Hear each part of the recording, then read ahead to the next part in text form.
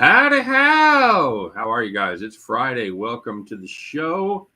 This is quite a combination that we have here. We have the cast and crew of Back to the Window with Scott and Scott, and we have half the cast and crew of Just Parlays. It's Chris King over there, everybody, to my right, your left on the radio dial. Chris, how are you, buddy? Well, it's been a good week for us for the most part. I mean, we've had quite a few winners this week, so hopefully we can keep that momentum going through the weekend. Good. And Rachel, you still have a little hat hair there, buddy, as you just took off your straw hat for Bet the Farm. Because of course I wear a rug, as everybody knows, so I don't have to worry about it. You know, that was like a meme for about a week in my comment section. Everybody accusing me of wearing a toque, like this is the style I choose. So you mean it's not? Fuck off. I thought you were the flakes guy. Like you put like the hair flakes in there. The hair flakes? What? Yeah. The I forgot what it's called. The I've seen the spray on shit. Not the spray on. There's like some flakes that you could throw in then. I'm not hip to the flakes, brother. That's a thing. Okay. You're not part of the hair club for men with size purling? No. I had stress alopecia when I worked in California one time. Like parts of my mustache fell out, my hair fell out, and I shaved my head. And I just said fuck it, I'm shaving my head, and I did. And 6 months, 8 months later, it went away. But yeah, that was. My friend said it looks like you have the mange. But what went away? The alopecia or the stress? The alopecia went away. Okay. Stress never goes away, buddy. Stress never goes away. I mean, you're starting to look like Dilbert now. Yeah, thanks so much. All I need is a curl up tie. Fuck off, Rachel. Don't encourage him. So we're here to do NASCAR. We're here to talk about. I could have said you look like Wally, but I mean, you actually have a little more hair than he does. Thanks. Okay, fair enough. Could be worse. Be the pointy-haired boss. Chris, what kind of hair are you rocking there, buddy? The usual. I kept my military haircut. There you go. All right. So I don't think I'm taking shit from either one of you guys about hair. That's what I'm saying. Yeah, but I do this on purpose because it was just easier after 4 years of going to places where people can't find them on a map. Well, sure. You definitely want to let those 4 years dictate the rest of your life. I get that. Now it's just easier because that way I don't have to worry about it. Unlike how long ago, just out of curiosity, how long ago were you in the military? Like 3 years ago? 99 to 05. Okay, so you got out 17 years ago. Still rocking the haircut. Yeah, but at least my hair didn't fall out because of stress. Well, you weren't working in television. You were just over there fucking doing war shit. That yeah, so I mean, it's completely different. I was in the real trenches, mister. I was working in television. Yeah, you were with Larry Miller. That's right. I worked with Larry Miller and Daniel Stern. Woo! You talk about fucking stress. Yeah, not like saying that you worked with a guy that everybody hated on Law and Order because he killed all his wives, and then Phil Brickma for Rookie of the Year.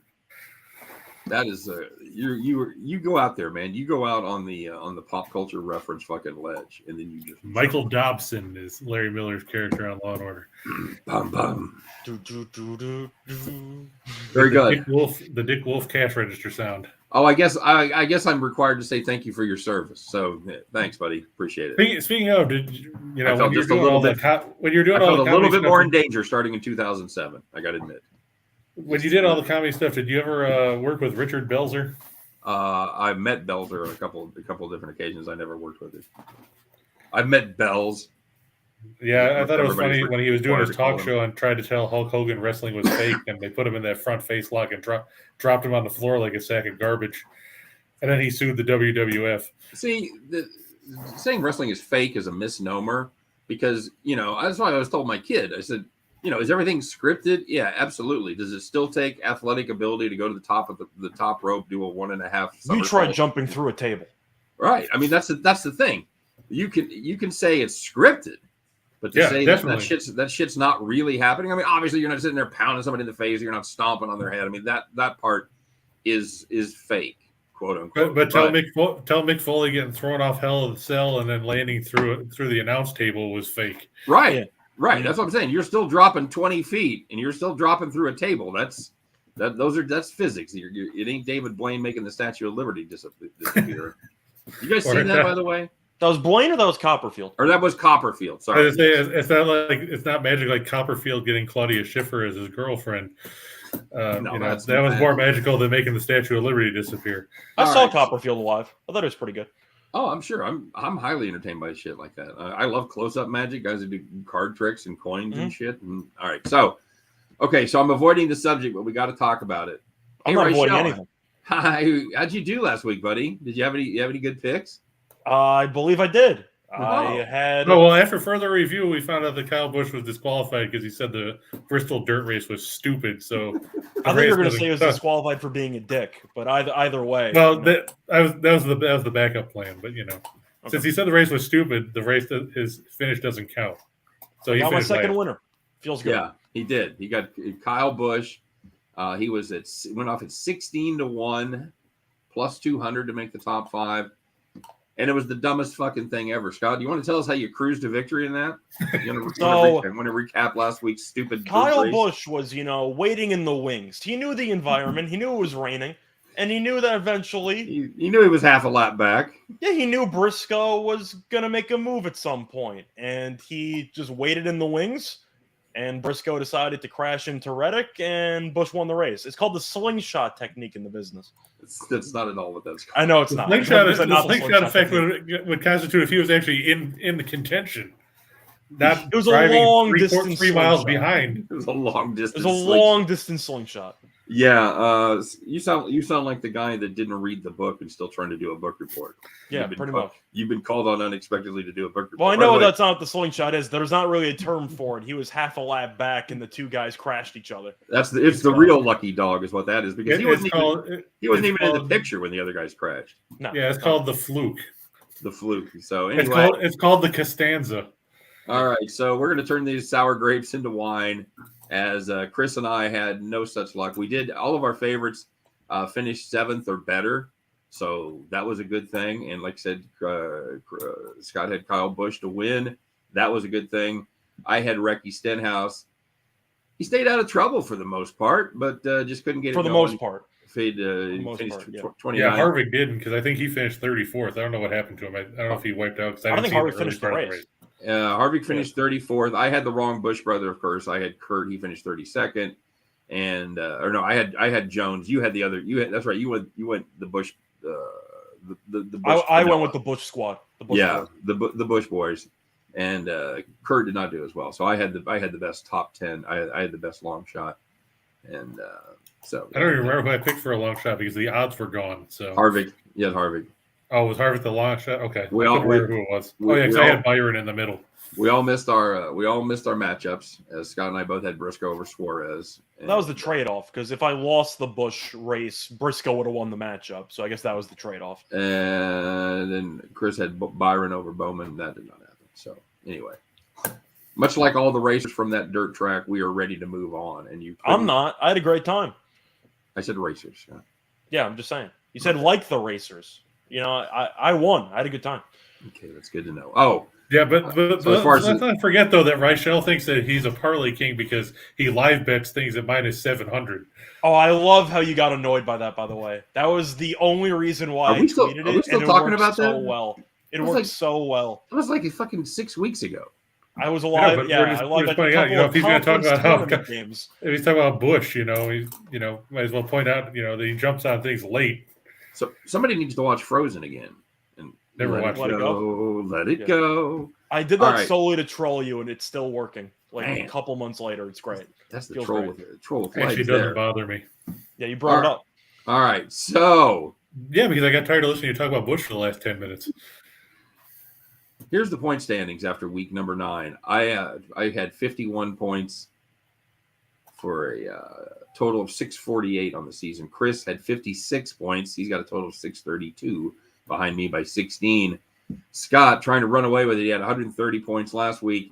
He's at 152 points up on me as far as the money goes. Wait, if I had more points than you last week and I had more points than you going into last week, how am I behind you?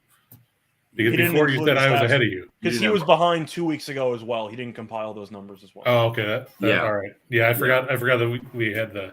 I sent you the things. I sent you the sheets, didn't I? No. I don't know if you did, but you said you didn't have time to calculate going into last week. Trust me, Chris. I don't know. You try to give yourself double points on crap that didn't happen 1 week. So for the year, I'm down 16 units. Chris is down 114.6. Reichell's up almost 43 units. Yep. So between the three of us, we're up 12 units. That's what I'm going to be using on all the promo material, by the way. The three guys are up 12 units this season. Congratulations. Make sure you tune into the show. My back is a little sore. What's up? Tim's going to change it up and turn right. I didn't even see that. That's funny. What'd you say, Rachel? I said my back's a little sore. You are definitely carrying. You're young. You'll get over it. Yeah. All right, boys. Let's see if we can turn that around today. We're headed to Dega. We're headed to Talladega. I told Jim I was going to petition to call it Talladega Super Recway instead of Super Speedway. Nice. We go from the shortest track to the longest track. I believe that's true, right? Yeah. Yep. I know. At least the longest speedway, 2.66 miles. Some of the road courses might be longer. So, running the Geico 500. No night race. Sunday afternoon. All is right with the world. Scott, you're the winner. What have we been doing here, boys? Loser walk, or what are we doing? Whatever you decide. We just change it all the time. So yeah. All right. Well, I finished last week with 5 points less than Chris. I'll start it off. I'll take the favorite. I'm going to take Brad Keselowski at plus 1,200. He has been outstanding at this track over the last 10 years. No one has been better. He's won 6 times in 26 career starts, including when? Last season. That's right. He's had a very, very forgettable season. The one race they did run fairly well, of course, was at Daytona when they led a race high 67 laps. Brad Keselowski, don't let him wreck anybody, but at the speedways, he'll be just fine. I'll take him. If it helps you, he's not the favorite on DraftKings, and he said plus 14. You got him at 14 on DraftKings. Yeah, I'll take a friendly. Yeah, number. you said favorite. I thought you meant like out of the favorite grouping. I didn't realize you thought he was the action. Okay. No, I didn't. I know he's not the favorite. Okay, cool. Yeah, no, that's close though. It's a grouping of numbers, a grouping of drivers that are all 1,000 or worse. So, are you surprised Hamlin's 14-1? Because I know he's been good here historically. He had the one win this season. He's been awful in every other race. Are you surprised that he's 14-1? Yeah. To me, I'm not sure that Toyota has showed they can do anything on the speedways yet. Yeah, that's how I feel. So I have zero confidence in anybody driving. And I think it's also not only has he raced here well, he's won the last 3 poles at Talladega. So great. We saw the race this week to we saw the bet to win the pole. So maybe we put some money in there. His last 4 runs, he's won the pole once or 3 times and finished second the other time. So I feel like Blaney is a decent bet to win the pole because I feel like he wins the pole like all the time. It seems like he strives to win the pole every week. John Cena wants to he's know. Actually he and Bowman and Larson are all at plus 600 on winning the pole. Yeah. Do you need to be dating your cousin to bet on NASCAR? No, I don't. You can simply be cousins with benefits. You don't have to formalize it. Mm-hmm. No reason for that. Scott, you got what do you got, Mr. Winner? So I'm gonna go with Joey Logano at 12-1 on Fox Bet. He's won 3 races here before. He has 5 top 5 finishes in his last 9 races here. And on top of that, he's been pretty consistent. I can't say he's been close per se to winning, but he has been steady in the top 10. He kind of avoids the wrecks, which has been an issue in the past. I'm going to go with Logano because Fords have tracked pretty well here. I believe Fords have won 9 of the last 11 races at Talladega. So I kind of stacked up on Fords a little bit for my strategy. I'm going with Logano because I think he's in pretty good form. Very nice. Chris? I was thinking Keselowski, but since we're in the interest of being different, because we don't want to all pick the same people, I'll actually go with Blaney here. He won back-to-back races at the end of 2019 and then the first one in 2020 on this track. He had a little bit of a struggle last year, but like Scott said, he likes to win poles, and if he's at the front, that might help him out because then maybe he won't get caught up in some of the massive crashes that we tend to see at this track. Everybody knows that's why I'm petitioning to call it Talladega Super Recway. Jim and I were talking earlier about some of the wrecks that we've seen there over the years. But I think Blaney, he's had some good runs this year. He raced well at Daytona as well, and was leading down the stretch before he got knocked off by Cindric. So I'll look for him to try and come up with a win here. He's going at plus 1,000 on DraftKings. I don't know if he's any different anywhere else. All right, very good. And let's talk about our mid-range pick. By the way, if you're new to the show, the way it works is we make 3 picks. We pick a favorite. We usually try to group it in around 8 for the top 2 groups, whatever the 8 favorites, the next 8 favorites, and then the field pretty much for the rest. But we'll pick a favorite, we'll pick a mid-range, and we'll pick a long shot. Our favorite, of course, we expect to win. Our mid-range pick, we expect to be in the top 5, and our long shots, a top 10 finish would be a victorious day for them. So with that being said, Rochelle, who you got for your mid-range this week? So my mid-range is kind of similar to last week. I was torn between Briscoe and some other guy, and I went with the other guy. I'm taking Tyler Reddick, the guy who got hosed last week, at 22-1 on BetMGM. He's finished 7th here in 2 of his last 3 races here, so he has had some decent success here, but he's also finished in the top 5 twice in the last 4 races in general. So Reddick has been finding his groove recently. He should have had a win last week, but still, Reddick's looked like he's had a solid car. He's a good driver. I think he's a good price at 22-1. How many times a day do you think he got in a fight in middle school with the name Red Dick? Not many, because him and Briscoe shook hands after Briscoe crashed him. So I think that Reddick's more of a pacifist. Yeah. Well, that's too bad for him, isn't it? Probably comes from getting your lunch money stolen every other day. So, Chris, who you got here? I'm going to go with Eric Almirola. He's at plus 2,000. If you look, he's raced here and picked up 5 top 5 finishes in 24 runs. He's actually won here once, which is impressive because I don't recall him doing that. Probably because it happened back at the end of 2018. He has had his struggles his last couple runs here. He finished 15th and 26th last year, but before that, he had strung together 8 consecutive finishes of 9th or better on the track. So I'm going to take Almirola here and see if he can turn it around. Hopefully have a better run than he's had with some of his other races of late. And I think he's due. Oh, he's due. Very nice. He got 4 top 10s this year in 9 runs, but I just figure he's due to bounce back after some of the rough runs he's had. All right, very good. Speaking of due to bounce back, I'm going to take Bubba Wallace, everybody, the old 23 car. He hasn't been in the top 10 since week 1. Where did they run week 1? That's right. They ran at Daytona Super Speedway. They run very well at super speedways. They have 3 consecutive top 2 finishes, including Bubba breaking through for his first Cup victory last year, right at this very track. It was rain shortened, but it's Talladega. I knew you were going to bring it up, you racist. I have to bring it up. You're always worried about Bubba Wallace crashing. He had lesser laps to crash him. 3 top 2 finishes in a row. The pick is clear to me at plus 1,600. Anybody got a better price than that? Let me see. But I'm also confused because didn't you say you hated the Toyotas on speedways, and now you're taking a Toyota? Yeah, I know. Okay. That he was the one that was able to stay up close in the first race. Yeah, DraftKings had him at 1,400. He's not a Gibbs car too. He's got what do you say, Chris? DraftKings had him at 1,400, so you're actually better with where you had him. Let me check. Let me check here to make sure the odds haven't gone down here. I don't want to. 14's the one's the best price I see as well. I've got him at 6. I got 16 of BOL. You guys see something? Okay. You got that's all you're gonna get. Yeah. You got updated BOL or anything? No, I think we'll just give you the 16-1 of BOL. I know you guys are sitting there in your heart going, "It ain't gonna matter. It ain't gonna matter." So, yeah, I've still got him at 16 of BOL. So I can't say he's gonna lose because that'll make me a racist, right?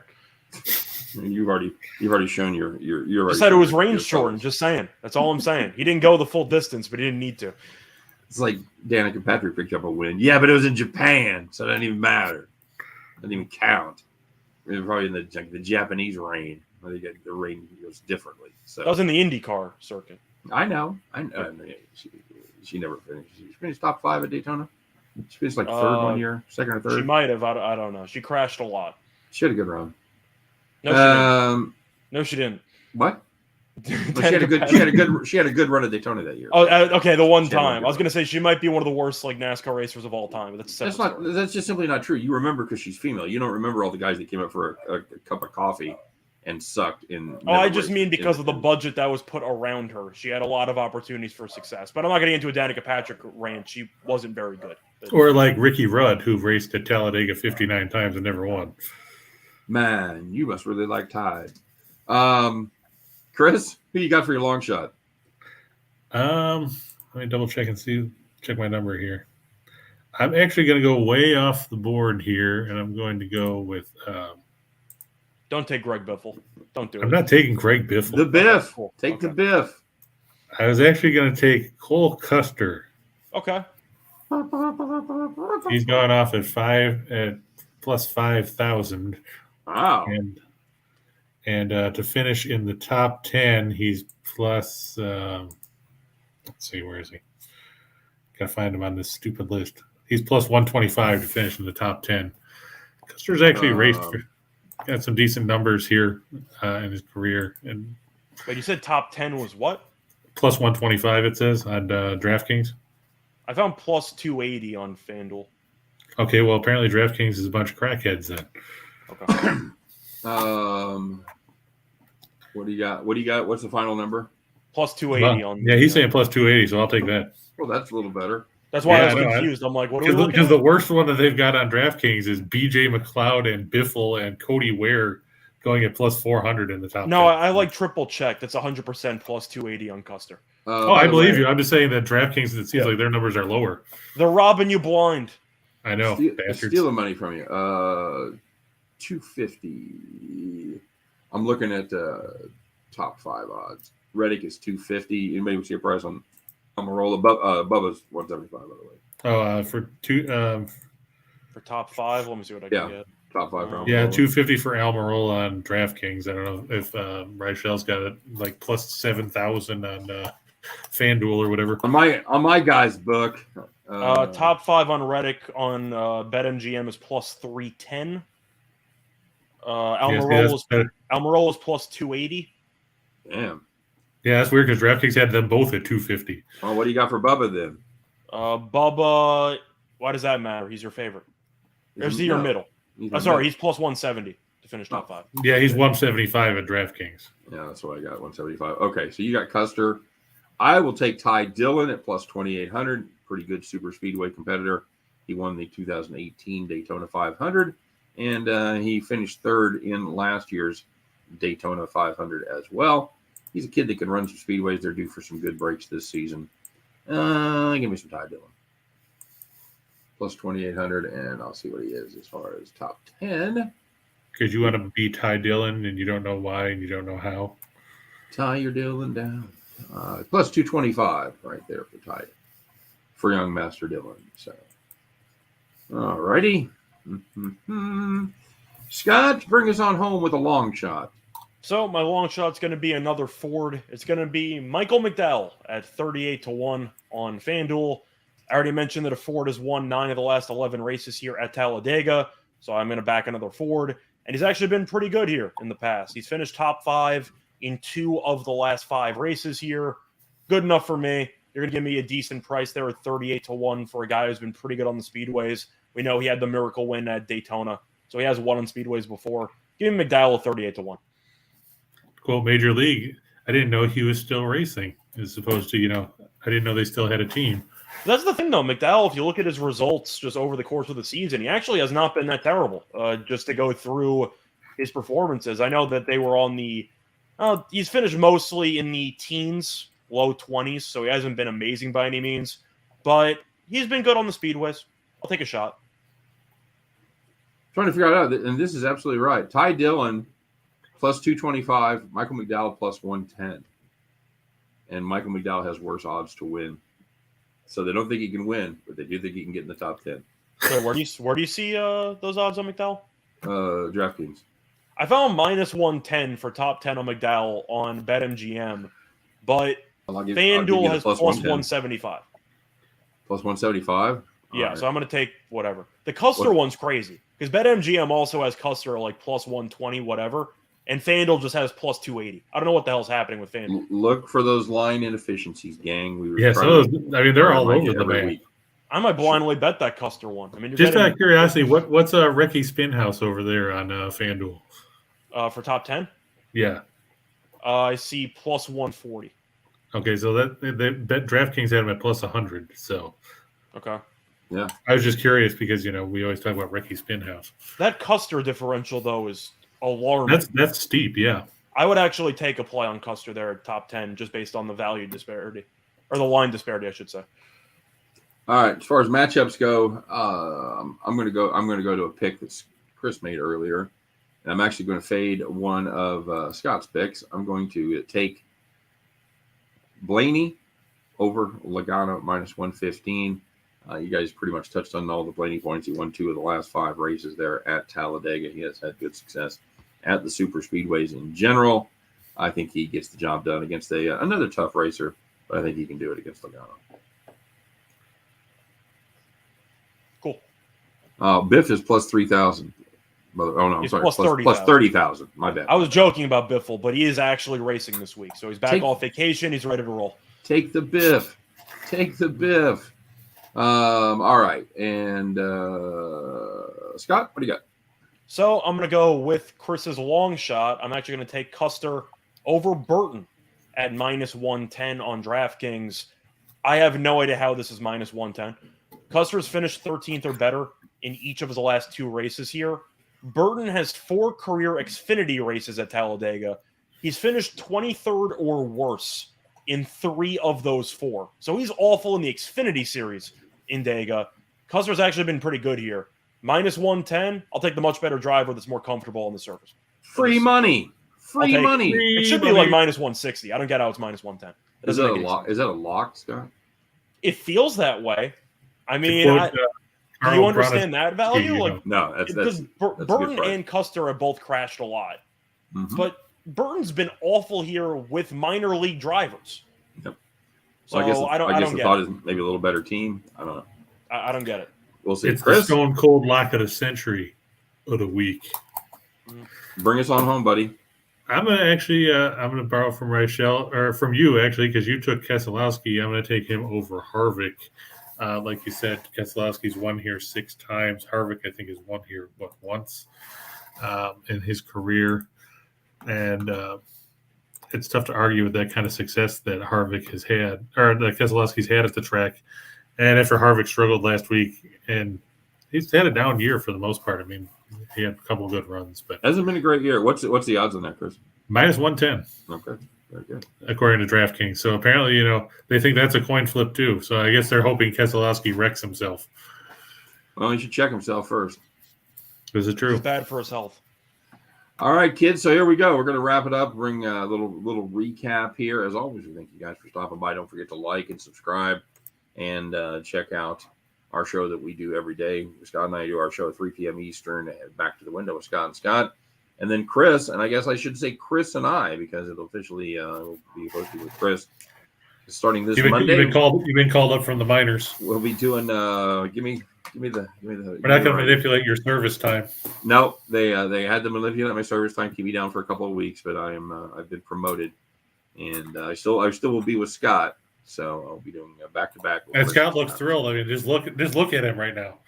He is overjoyed. Change. We just have to make our meeting time earlier, so we're gonna have to figure something about that. But he's sleeping with his eyes open. That's what he's doing. Yep. The kid rolls with the punches. He really does. Sleeping with the television on. My favorite, Brad Keselowski, plus 1,400. My mid-range pick, Bubba Wallace, plus 1,600.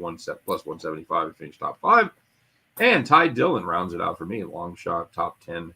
Hopeful at plus 2,800 to win, plus 225 to finish in the top 10.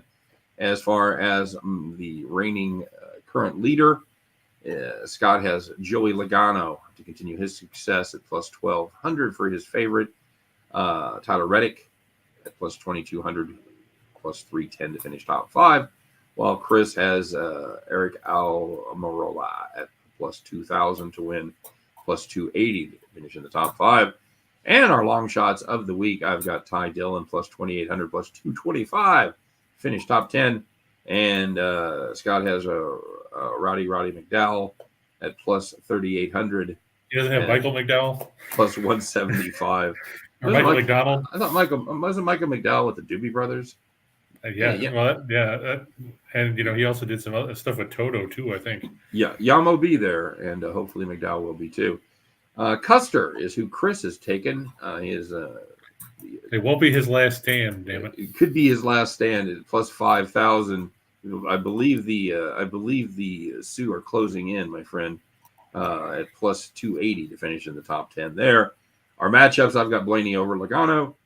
Reichel is borrowing. He's taking Custer. We're all borrowing from somebody.